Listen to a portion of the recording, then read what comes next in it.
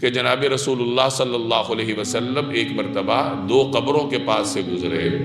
آپ نے صحابہ سے فرمایا کہ ان دونوں کو عذاب ہو رہا ہے، چونکہ آپ نبی تھے، غیب کی خبروں سے اللہ آپ کو مطلع کرتا تھا، تو آپ نے فرمایا کہ ان دونوں کو عذاب ہو رہا ہے۔ اور پھر آپ نے فرمایا کہ ان دونوں کو ایسے گناہوں کی وجہ سے عذاب ہو رہا ہے جنہیں لوگ معمولی سمجھتے ہیں، یہ بھی ان کو معمولی سمجھتے تھے۔ یعنی وہ ایسے گناہ ہیں جنہیں یہ کوئی اہمیت نہیں دیتے تھے، سمجھتے تھے کہ یہ تو معمول کی چیزیں ہیں، اور لوگ بھی عام طور پر ان کو معمولی سمجھتے ہیں۔ وہ دو گناہ کیا ہیں؟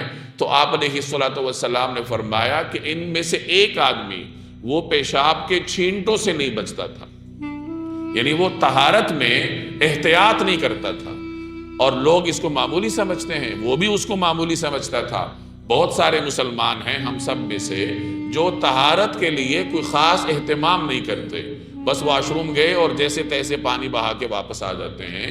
یاد رکھیے کہ آپ کی تمام تر عبادات کا دار و مدار آپ کے بیت الخلاء استعمال کرنے کے طریقہ کار پر ہے۔ اگر آپ کا بیت الخلاء استعمال کرنے کا طریقہ ہی درست نہیں ہے تو اس کا مطلب یہ ہے کہ آپ کی طہارت نہیں ہوگی، اور طہارت ہر عبادت کے لیے بنیادی حیثیت رکھتی ہے۔ طہارت ہی نہیں ہے تو وضو نہیں ہوگا، وضو نہیں ہے تو نماز نہیں ہوتی۔ تو بیت الخلاء کے استعمال میں ایک بندہ مومن کو محتاط ہونا چاہیے۔